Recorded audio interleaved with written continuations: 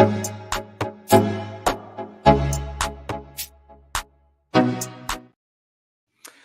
right, boys and girls, welcome once again to the Real Life on the Bass Kayak and Beers podcast. As always, it's your boy Armando.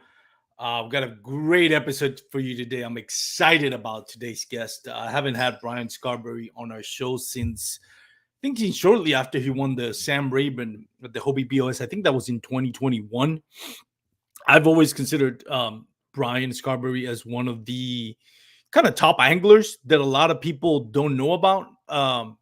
Here in Texas, I know he doesn't fish a lot of the national events, but for whatever reason, when he does, national events come here, he dominates. And also local events, he has shown that he is more than capable of, competing against some of the best, like Rolando Nandin, Matthew Scotch, and, Guillermo Gonzalez, a bunch of those great anglers that we have here in Texas. He's kind of made his name both in nationally and locally.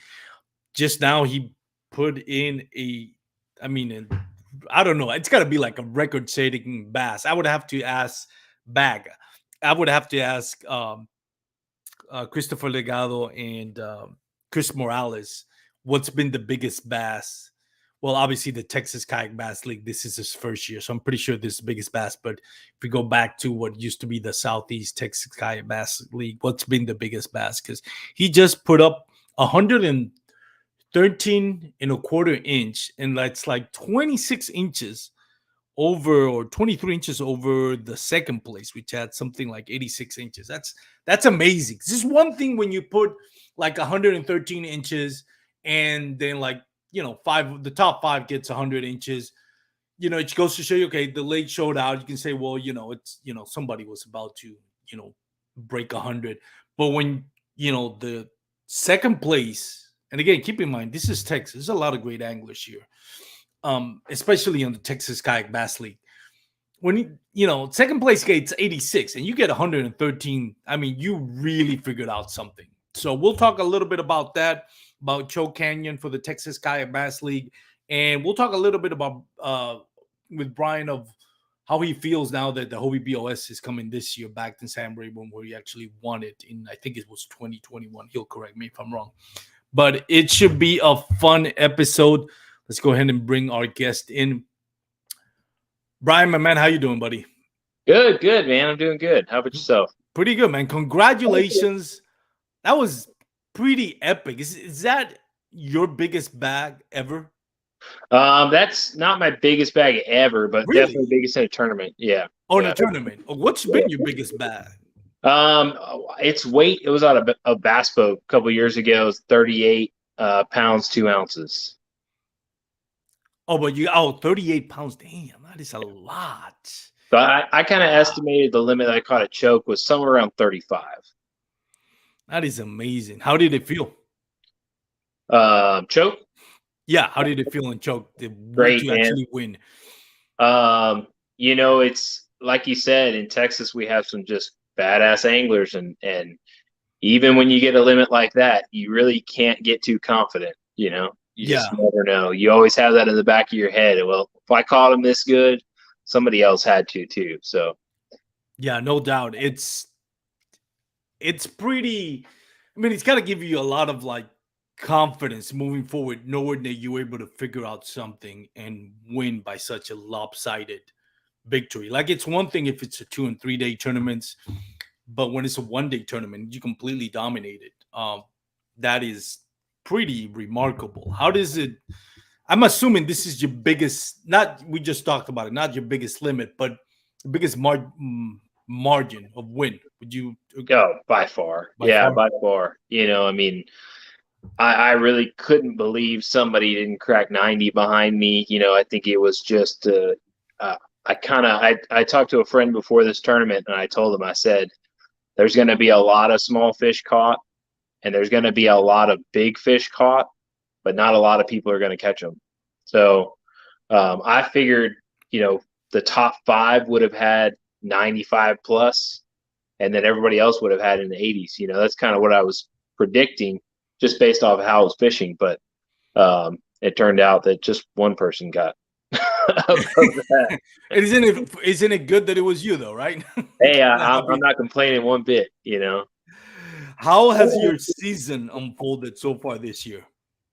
Last year I fished Hobie hard. And I heard you on the intro. You said I haven't done much national stuff, but I got 2 checks from Alabama on my wall in there. So Oh, you have done? I haven't seen you nationally, but like, yeah, like okay. So my bad. I apologize. yeah, the first after I won Rayburn, I qualified for the TOC, and I ended up 6th in TOC on Eufaula. Then this past year, I got 7th at Eufaula again, along with a couple other finishes at Broken Bow. I did pretty good. Toledo was rough, but I've done a little bit of the national stuff, and this year, some of my personal things aren't lining up to be able to go, drive 15 plus hours and fish for a whole week. So this year I've kind of taken a break, just chilling, kind of just fishing for fun. And, I wanted to fish the Canyon event for Texas Bass League. I ended up hurting my arm the night before, so I had to forfeit on that one. And then, I was like, well, if I didn't fish Canyon, I'm going to fish Choke Canyon for sure. So really not fishing a lot of tournaments this year. Do you feel how bad do you miss it that not being able to fish, all these tournaments? Or are you kind of because I know that sometimes anglers are like, I love the competitive, but sometimes it gets stressful and you kind of want to break from it. Do you Yeah, feel man. like the break is needed, or you're itching to get back in? Um, I I enjoy tournaments, but I think I think I don't really Jones for fishing tournaments right now. I'm really just out there just fishing for fun because in my opinion, if I would have caught that same limit on just a fun fishing day, I probably would have enjoyed it even more. Yeah. Because I wouldn't be stressed about getting them in the boat, measuring them, and getting them back in the water and catching another one. It kind of for me it takes a little bit of the fun away from fishing, and I kind of had to get back to just fishing for fun. Because I was getting way too invested emotionally in tournaments, and when I didn't do good, I really took it hard, and Yeah.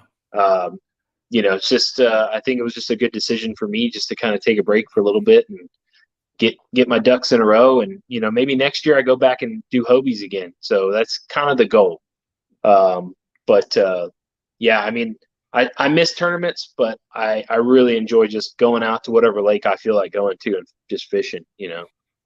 Yeah, and that's also like one of those things where I think you don't notice it until you actually start fishing tournaments is the amount of like fun time that you kind of lose because now, for example, I got the Bassmaster Kayak Series coming up at Possum Kingdom, and I love Possum Kingdom. I will fish it anytime.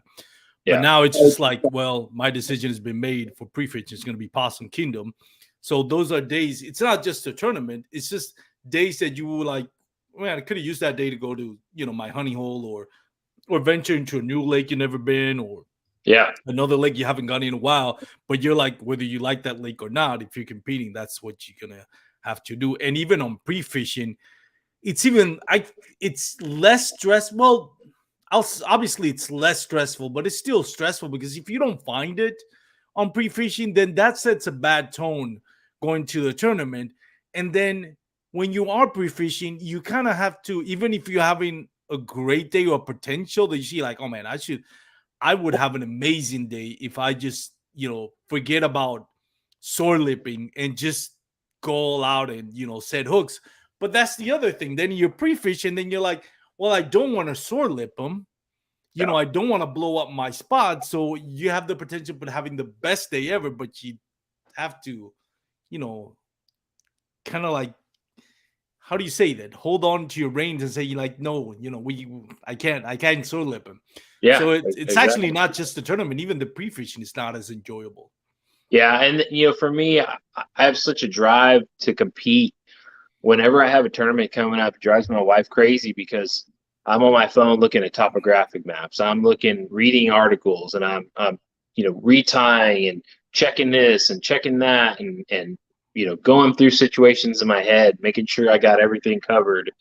And I just it takes a lot of time even before you even get to the lake, start pre-fishing. When you get to the upper levels, stuff like this, that you kind of you have to be as prepared as possible. And in my mind, I just kind of go crazy with it. So, it's just it takes a little bit of stress off when you're not fishing the big stuff, but there is that enjoyment. But the one thing that I loved about doing the Hobies, especially out of state, was going to a lake I'd never Yeah. been to, spending 2 or 3 days breaking down the lake, trying to figure it out, and then fishing. I think my favorite thing to do is fishing new water. Everybody always asks me, they see my tattoos and stuff, and they're like, "Where do you fish?" And I'm like, "Everywhere." And I don't mean that to just blow them off. I literally mean everywhere.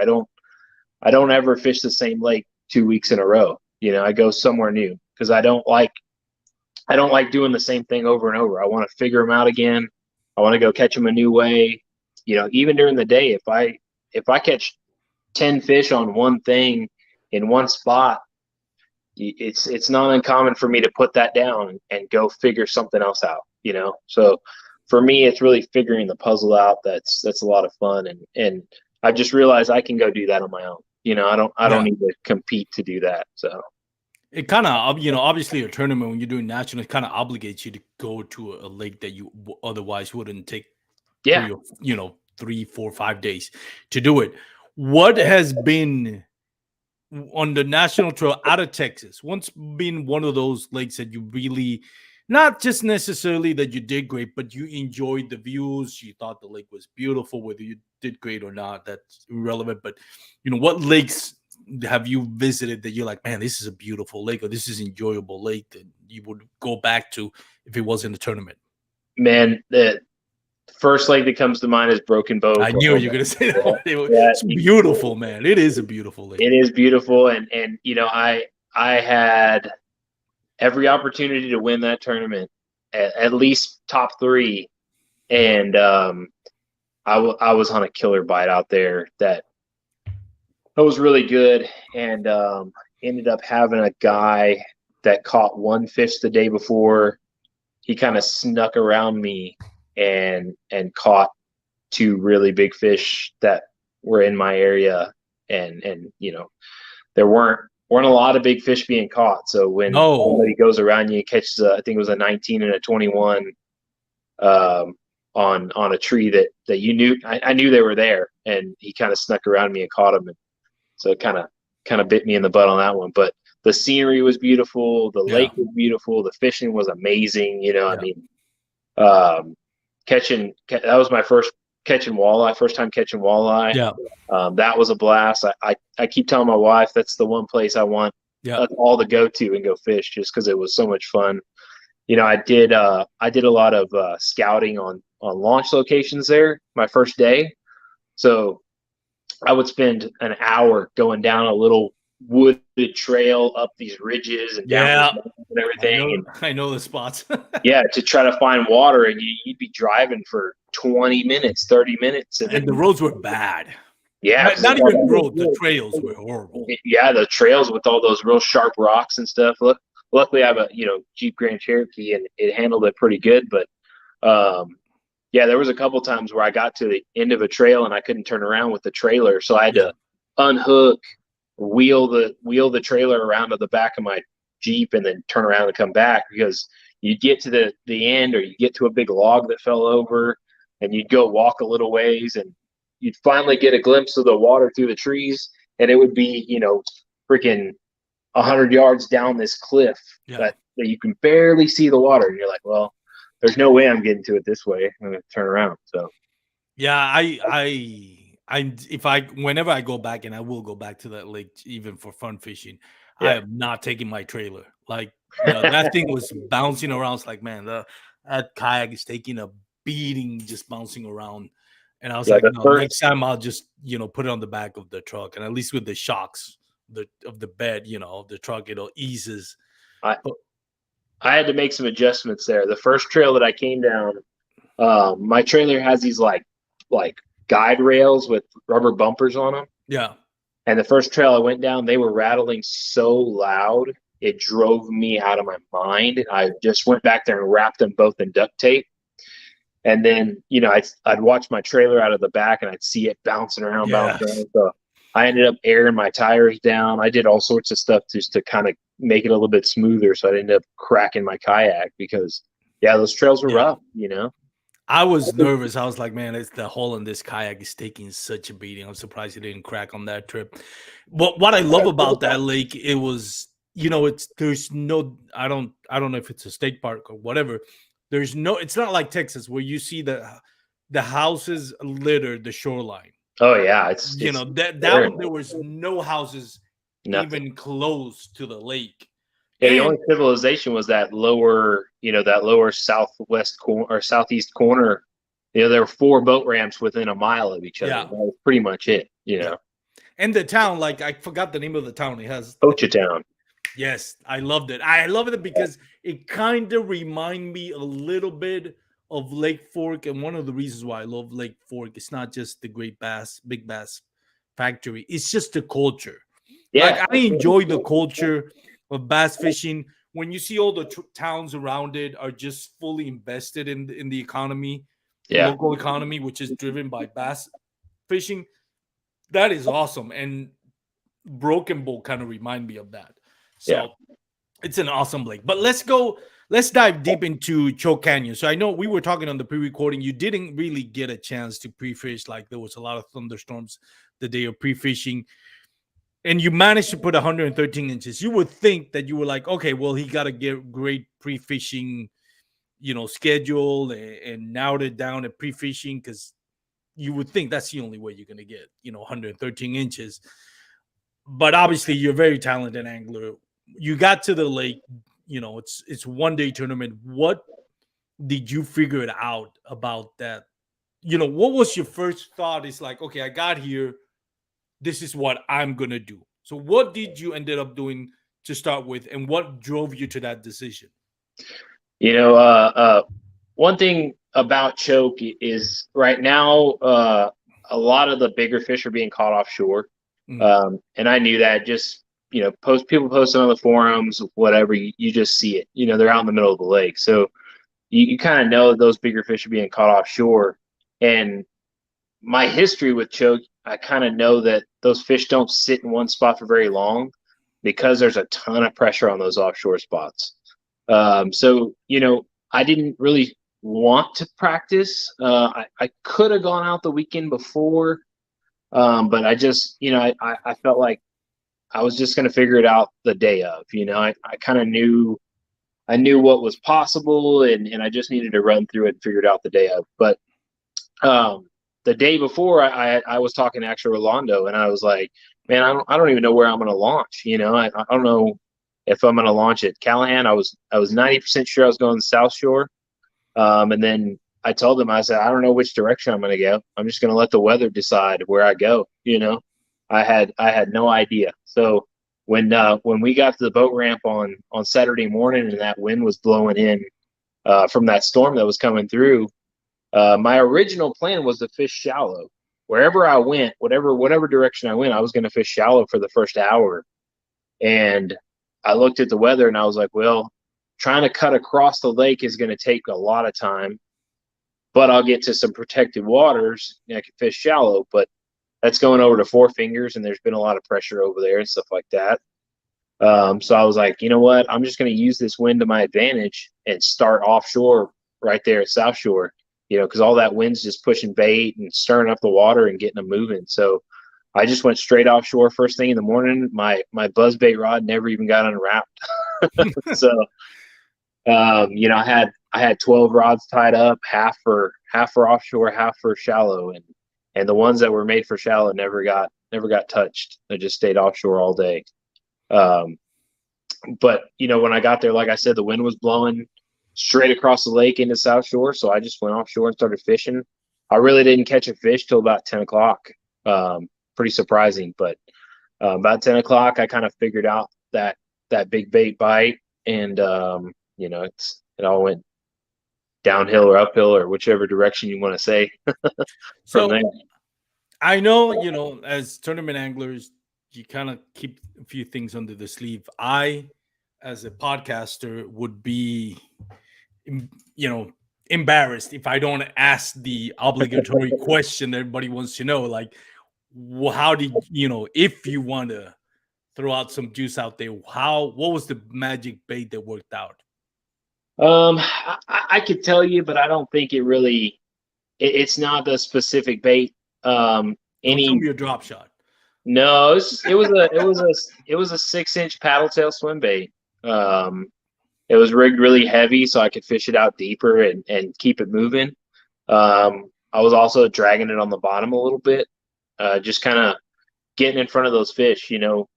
I did use live scope quite a bit that day, but it was kind of weird because I wasn't able to target individual fish. I was just kind of able to see where there was some bait moving and see where there's some fish they were kind of glued on the bottom. So that kind of helped a lot, kind of figure out where I was throwing that thing and if I was keeping it up or keeping it on the bottom. But that it was a 6-inch paddle tail swim bait and a big deep diving crankbait. I caught 2 of them on a big deep diving crankbait. So how deep were you catching them? So the 20 was in about 8 feet of water. The 22 or the 21, I can't remember. The 21 and the 223s were in about 15 feet. And then the 24 was in about 6. No, it was a little bit deeper. It was probably 82. So around from 8 to 10 feet? 8 to 15, yeah. 8 to 10 feet. 8 to 15. So it's not that deep. No, not that deep at all. So your biggest bag, I have to look at your biggest fish. I have to look at this 24. Why can't you just rotate the picture, man? That is a big one. It depends on what angle. At that point, my boat was pretty much sinking, so I was just trying to get a picture. And what do you mean it was sinking? So I was running around offshore a lot. Like I'd fish a spot for 5-10 minutes and then I would power down on the Newport and go to the next one. And there was about, 1 to 2 foot rollers throughout the day. So I took a lot of water over the nose. So by the end of the day, my kayak probably had, 3 or 4 inches of water in the bottom of it. Really? Yeah. Like yeah. inside the hole, you mean? Oh yeah. I have a picture of it. I leaned the trailer down when I got back home. Yeah. And I mean, there was a solid foot of water when it was leaned forward. Damn. So I actually just got done. I had to rewire my networking box because it got drenched. Everything was just full of water. So I had to fix some stuff, but we're good to go now.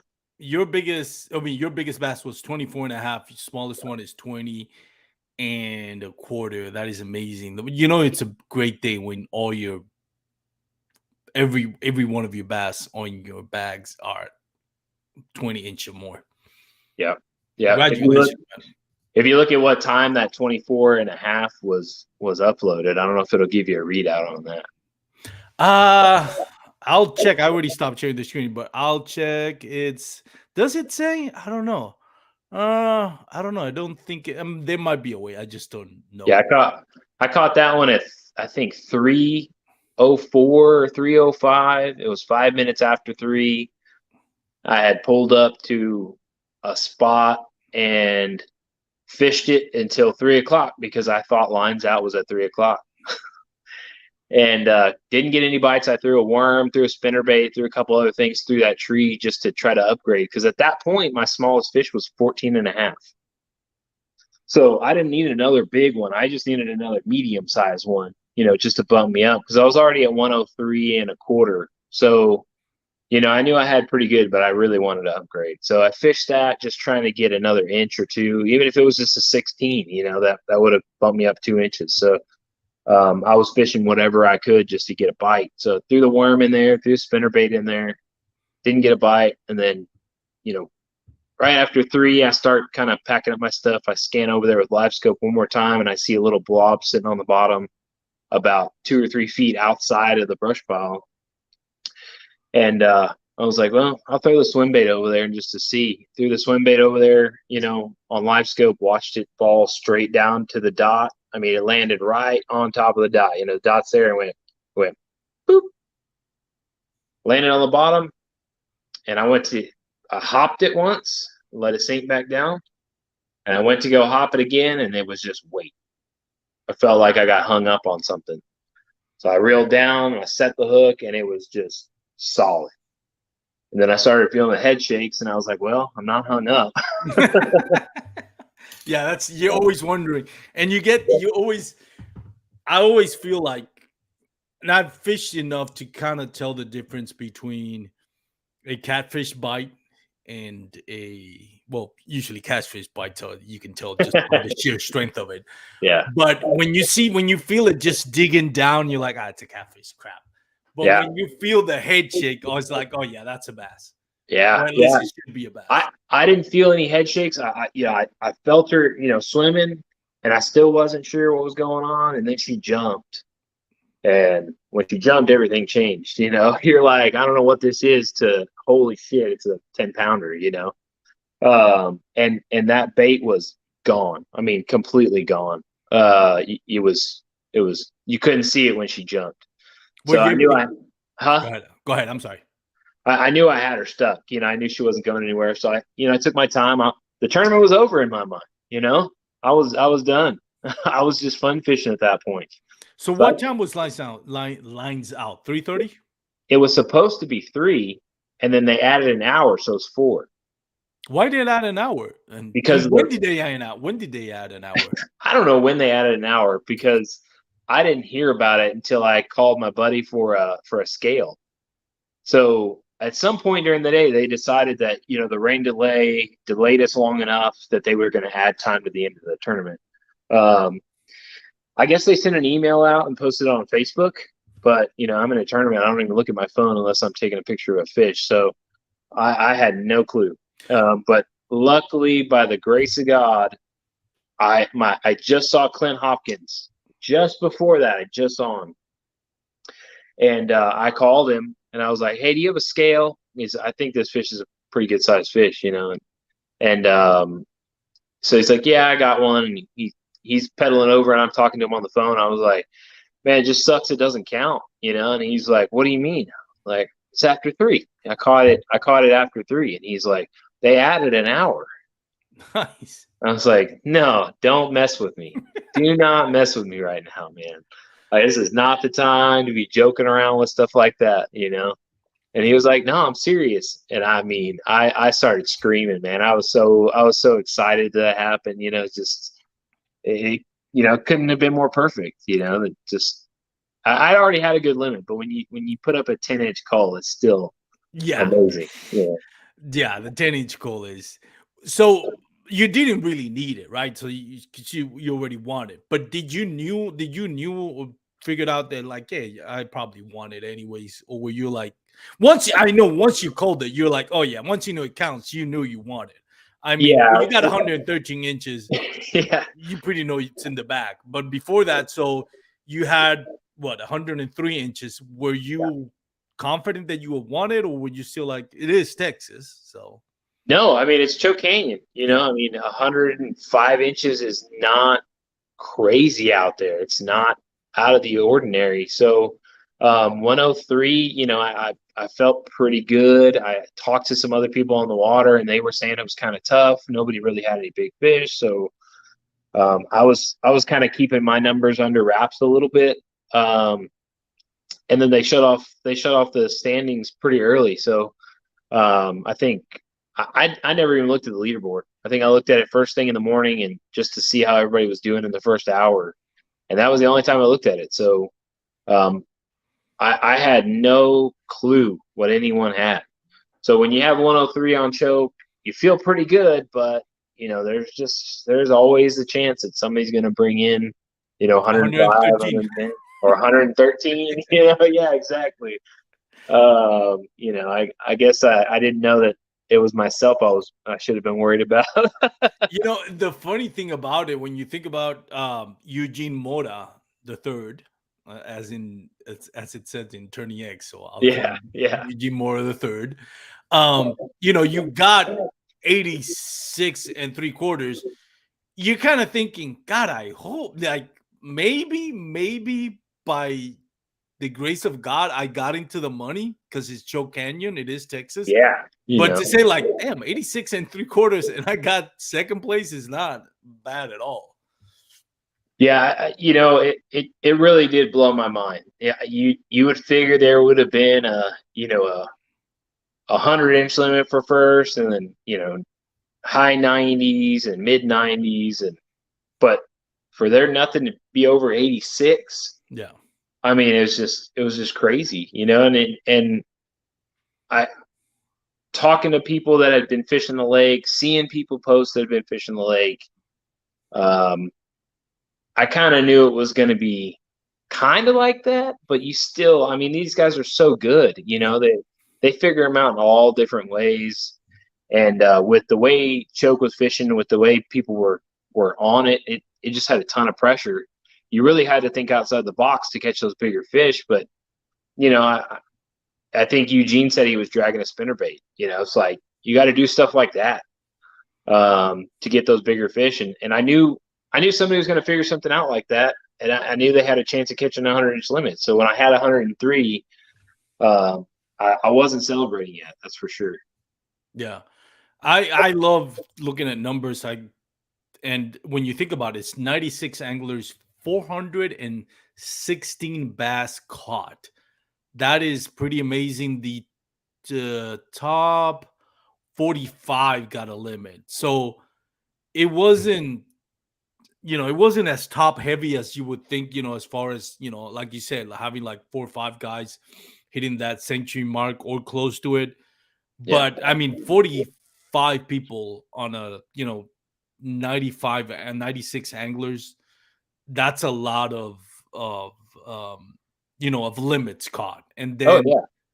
and I think only the top 15 didn't catch a fish, and I know some of them maybe didn't even got on the water. Yeah, But I I mean think that's a pretty heavy. I think that storm first thing in the morning kind of deterred some people from even getting on the water. It was pretty nasty.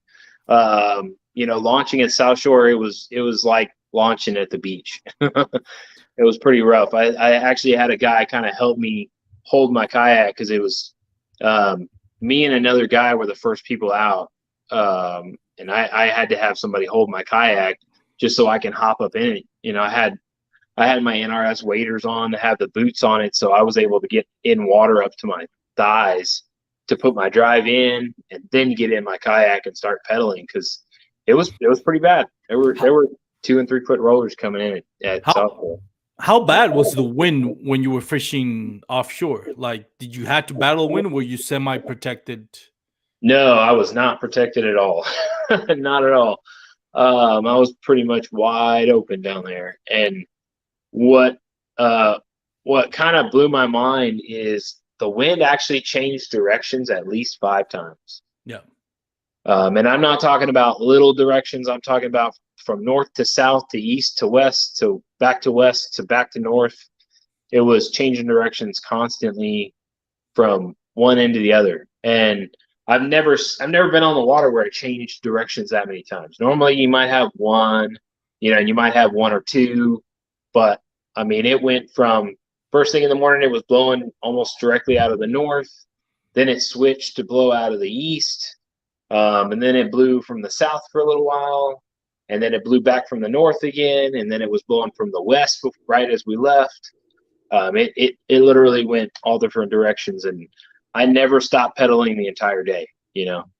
I never got calm enough for me to sit in one spot without having to hold myself, with the pedals. Yeah, and it speaks looking at the pictures on Tony X. So you have a PA 360, right? Yes. Yeah. Yeah, it's hard. I love my PA 360. I'm not trying to do a Hobie plug here. I'm not sponsored by Hobie, but as much as people complain about their drives, and I get it, I've had to replace my drive on my Hobie. The new version of the Hobie drive is a lot better, a lot smoother, and a lot more durable. But man, it really does make a difference. I mean, as good as any other brand with his native, unless you got something like an autopilot. But when we're talking about just Yeah. pedaling, I mean, if you don't have a 360 drive and you have to deal with wind direction, Oh, it's just too hard. it's You a, just it's a have to loop around just to keep up with the wind.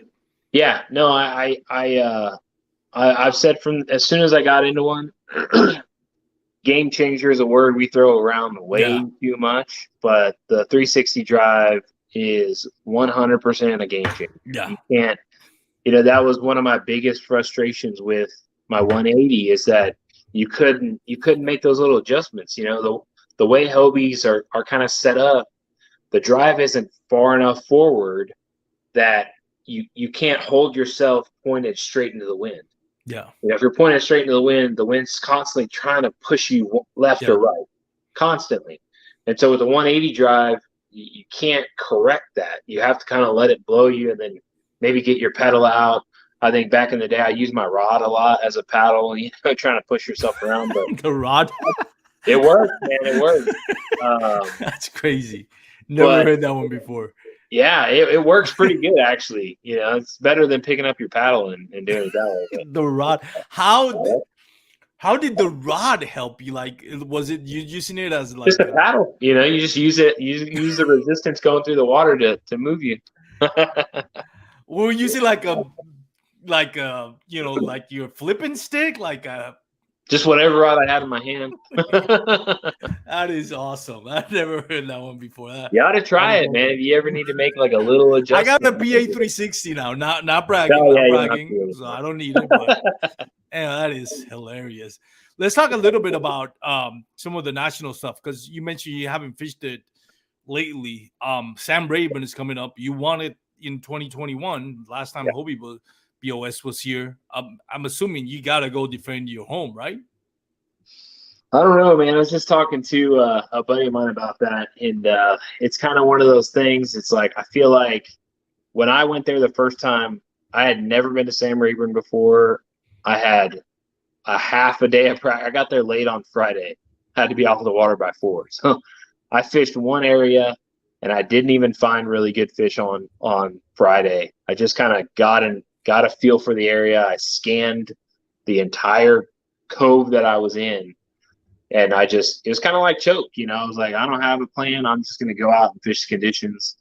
And I found a group of fish on a point in some of that flooded hay grass. And I just figured out how to catch them, So I think going back to Rayburn, really, I don't think I have anything to defend. I don't really have any experience out there. It's not 20 feet high like it was last time. Yeah, So that's true. Yeah. it's going to be a whole new tournament. You know what I mean? So when I go, I'm thinking about going back. It just depends. It depends on everything that happens between the now and then. But Well, you did get a chance to catch a check now, so the entry fees is not an excuse since you catch. What was your check here on 96? Let me guess, something like $2,000. no, well, the funny thing is, if I would have put in the $10 for big bass, it would have been,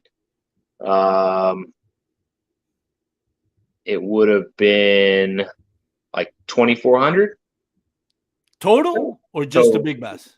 Total would have been 2,400. And how much was it? 1,600. Why wouldn't you put this? It's just $10, man. I've heard that a lot. You're gonna bet on yourself. You can put another $10. I don't ever put in for big bass. It's kind of a superstition thing for me. And it's working though, so might as well stay. Yeah, I mean, I'm not upset about it. I don't really, I'd love to have an extra $800, but I'm not, I don't feel one way or another about the money. But the one thing that I did one time on accident was a cats tournament. Similar situation, I kind of blew out of the water a little bit, and I had big bass and first place, and they tried to give me big bass, and I told them, I said I didn't pay for it. And so you always have one guy that was a little bit behind on big bass, and he has to watch somebody else take the trophy. But then then they re-announced it and they were like, "Hey, you actually did wing big bass." So it was kind of funny. It kind of felt good a little bit, I guess, that somebody got to win some money they didn't expect. And the same thing happened at Choke. Somebody that thought they were out of it ended up walking away with a check they didn't expect. So, you know, it, I'm not mad about it. You know what I mean? I don't, I understand why they do it that way. It's option. I in the mindset that, and this is just personal preference. You know, people can agree or disagree. Uh, just make it mandatory. Like, just include it in the price because Yeah, I think when it you should think be. about, okay, so the person who won it is like, yeah, you won it, but you really didn't get big bass. And no offense, to whoever won it, glad they got the money and all that. But Yeah, it's kind of one of those things. Okay, well, you're getting a money for something you didn't really win. You just happened to be fortunate enough that the person who didn't pay, in this case, Carberry didn't pay for the big bass. So it's not really that you want it. It's kind of like you want it by default. And I always feel like I don't want to win anything by default. I want to win it because I want it. yeah, Um, true. Yeah, I could see that mindset for sure. And if they wrapped it into the tournament fees, then I wouldn't have to click a button that says, "Yes, I'm going to catch a big bass." You know what I mean? That's the way I see it. It's like I'm kind of, you know, being a little overconfident there. and again, I'm not criticizing Chris Morales or anything like that. That's just my mindset. We got is this Rolando Nandin? Yeah, RFK it's Rolando. talking shit. Of course, he's mad. Don't let him lie. I told him. So Rolando Nandin has like a new page now. RFK Rolando's kayak fishing. Shout out to Rolando Nandin, great angler, by the way.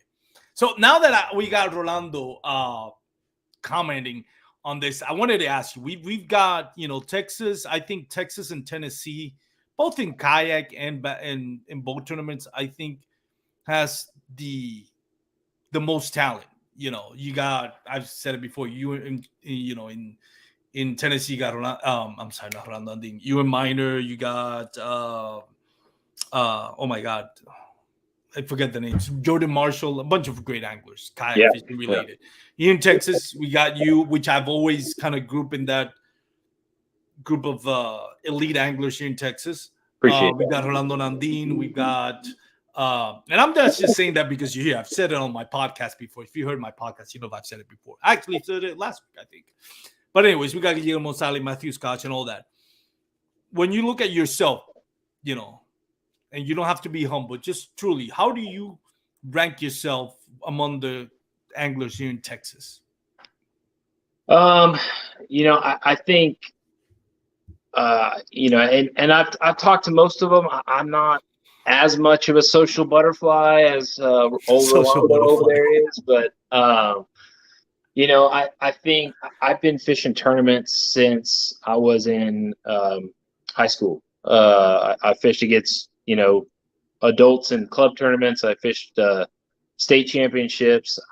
I've been fishing on a competitive level for quite a while. I took a big break because I had to live life and pay my bills and raise kids. But I've been doing this for a long time, and you would think that all that experience would add up to me winning every single tournament. It doesn't work that way.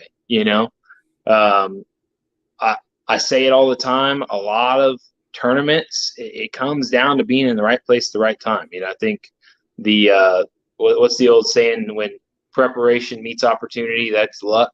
You got to get that opportunity. So you can be the best at working whatever bait what you're doing, but if it's not in front of a fish, then it doesn't matter. Yeah. So I think it's hard to rank. I think we all do something really good. Rolando is absolutely deadly with the live scope. So I'm trying to get right there with him, spending more time with it. But, I can throw a big bait. I can throw big glide baits, big swim baits. I absolutely love doing that. Fishing shallow, I'm fairly good at it, but I think it's just we all have our own strengths. I don't think across the board we can rank each other 1 through 10. I think we're all good. That's a good point. Rolando Nandin actually had a great post on his, I think it was his Facebook account, where he talked about, would you rather fish to your something like, and then Rolando can can comment on this, but it was something like, fish to your strength or be a better all around angler. That Yeah, was a great subject. You know, truthfully, in social media, it's kind of sad whenever there's a meme or a post that's kind of controversial that gets all the attention, but a good post that brings a lot of insight doesn't unfortunately get as much attention as it should, because that was a great topic conversation. for And I've sure. always thought, it's great to have your strength, but it's also great to have be an all-around great angler. And one of the things that I can honestly say, in my opinion, is that you and Rolando have similar. Like, I've fished with Rolando with, and by that I mean I've stayed in the same house when we're fishing national trails, and I've seen Rolando being able to adjust, Yeah, to constant patterns on multiple day tournaments. It's like, oh, the weather's changing, I'm going to make an adjustment. And where a lot of people just kind of like stick to their guns and, find out that day 2 or day 3, that's not working. Rolando Landini had already decided he was going to make that change, sometimes even the day before. yeah, And you have that similar aspect in the sense that you get there and you're like, I don't know what I'm going to do, but this is what my instincts are telling me. And for the most part, it's working out. And I think that only comes with being constantly on the water. And like you said, you would think that would translate into winning or cashing a check every time. But the reality is there's a lot of people doing that as well. So, you're not the only one doing it. So there's going to be, like Rolando does it, Guillermo Gonzalez does it, Matthew Scotch does it. And that's why you see got names like yourself and all those that I've just mentioned, including the guys from Tennessee and everywhere, honestly, not just Tennessee. It's because they're constantly spending time on the water. And you can, watch as much YouTube videos as you want, or read as much, fishing reports, watch as much topographical map, but it's just one part of the puzzle. yeah. I think, like, There's no substitute for time on the water. exactly, there's no Yeah, no substitute for time substitute. on the water. So yeah, there you go.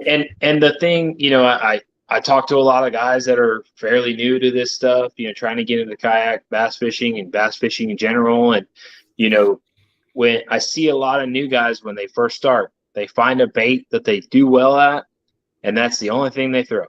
They get locked on, and I get it. You want to go catch fish, and you want Jackhammers. yeah, or whatever, yeah. And I 100% get it. But one thing that I've always really done is, like I said earlier, if I'm out fun fishing and I catch 5 or 6 fish on one bait, I almost every time I'm gonna put that bait down, I'm not gonna throw it the rest of the day. I'm gonna figure out another way to catch them, and that's how you learn. Okay, well, a Cinco was catching 14 inchers, right?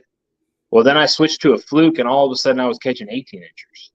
It doesn't seem like a big change to us, but for some reason, those fish, those bigger fish, they react to different things differently than the smaller ones, and you don't realize that until you change things up. You just do things off the wall and just try everything. Even at choke, or even when I'm having a good day and I'm pretty dialed in, you'll still see 15 baits laying on my deck because I'm just changing stuff up. Yes, I'm catching these, but what happens if I change? Am I going to catch more? Am I going to catch less? Am I going to catch bigger ones? Am I going to catch smaller ones? And I urge everyone that's starting to get into bass fishing, stop. If you go out 2 trips in a row and you catch fish on one bait, don't even take it with you the third time. Yeah. Leave it at home. Leave that rod home. Leave that bait at home. Change your legs.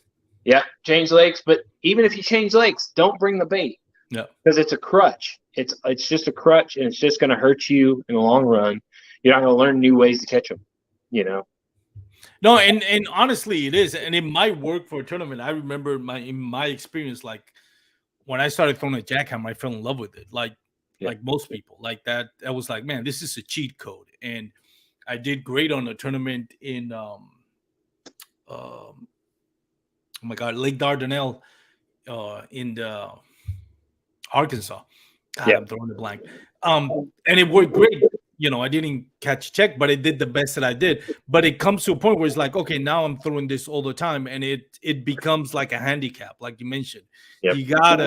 You gotta be able to do the things that you and Rolando are able to do, which is kind of like develop instincts, like not just settle for I caught 100 inches. Well, could I've caught 105 if I'd had something different?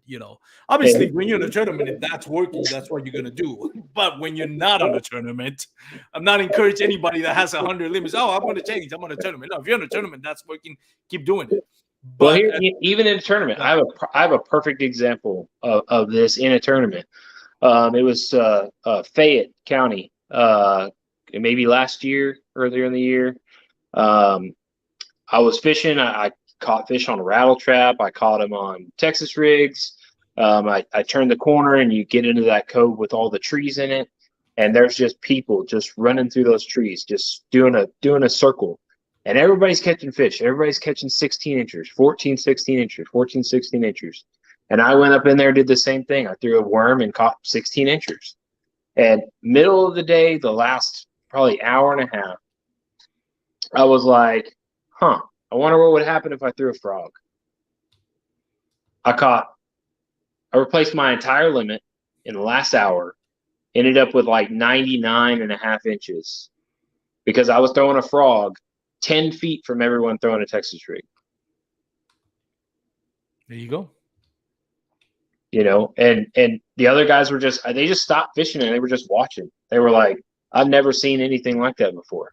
Because it was just on a frog, which is like the best way you can catch a fish. But just absolutely best way. I mean, just somebody surrounded with other people and throwing the frog and catching 20s versus 16s, and I wasn't throwing it way up in the reeds. I was throwing it over super shallow areas. They were eating it probably 5-10 feet out from the reeds. I was just making really long casts, because obviously they were pressured. And it's just those little changes are what makes a difference between catching the limit that everybody else catches and catching that separating yourself that bigger limit. That's a good point. That's a good point. And I could have sat there and caught fish all day long on a Texas rig.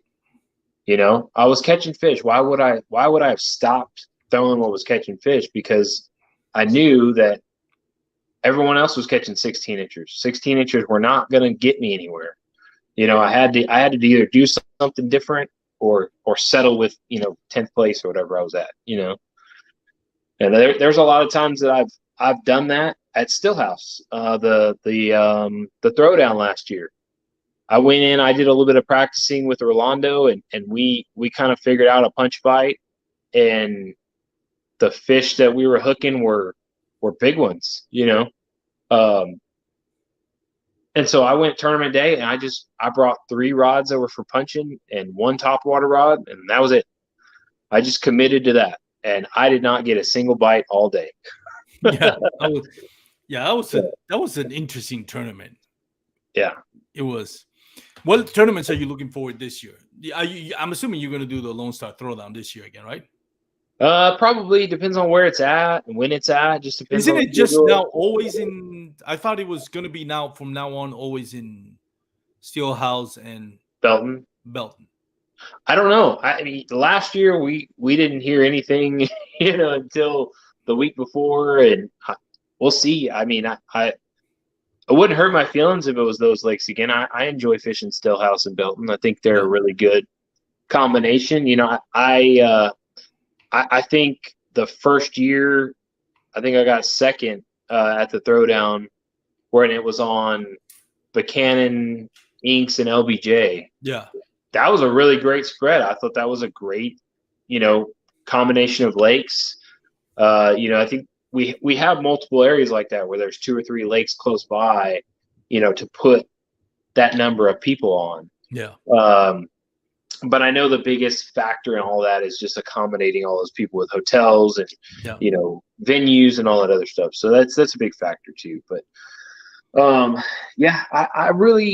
I'm not committing to any tournaments. If I get to it and, the couple weeks before and I think I'll be able to make it without too much hassle, then I'll go. But I'm not really committing to anything. I'm just kind of going, taking it by as it comes. I guess whatever, Yeah, however you want to say that. yeah. The only thing I'm really looking forward to this summer is I'm going to get an alligator gar out of my kayak from Chip. You're gonna get a what? What do you mean you're gonna get an alligator guard of your kayak An alligator gar. in the kayak? Yeah. Oh, okay. Yeah. You never got one in a kayak? No. Are we talking about big gator guards? Like Big alligator. Where are you going? Yeah, I've caught 4-foot long nose and stuff like that. I hooked a giant last summer that bent out a 4X Gamakatsu hook. It was like a tuna hook, bent it out. But I'm going for like a 8-footer, like a big one.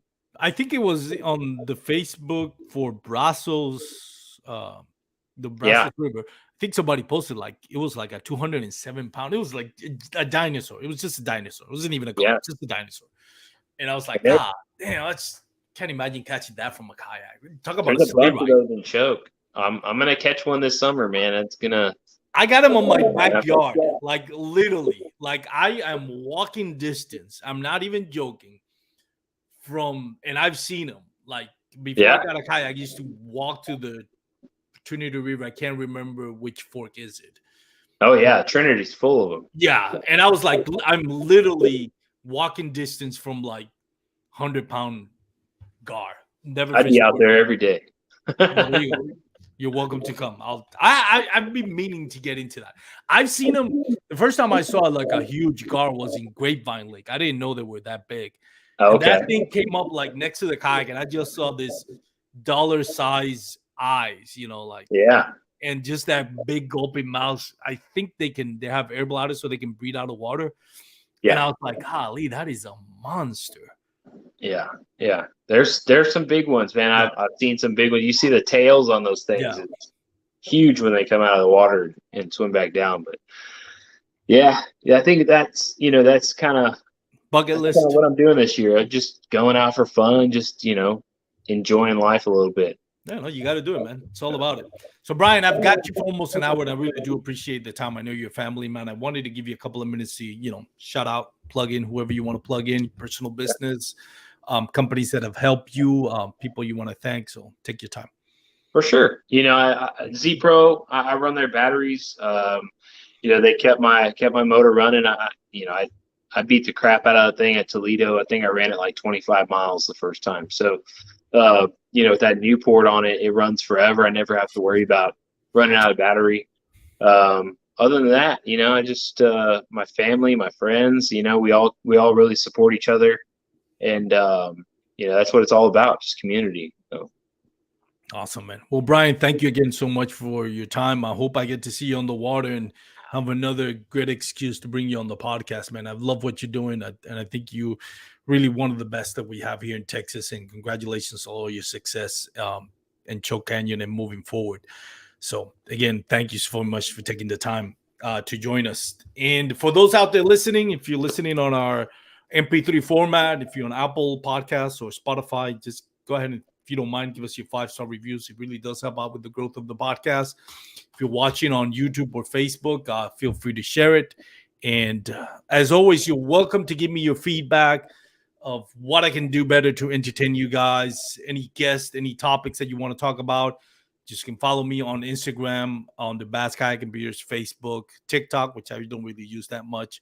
And that's it. So again, thank you for joining us. Hope everybody has a great day. Wear your PFDs if you're going to be on the water. If you're going to have a couple of beers, just make sure you're doing responsibly. Have a great day, everyone. Thank you, man. I appreciate it. My pleasure, man. Have a great day. Night, actually.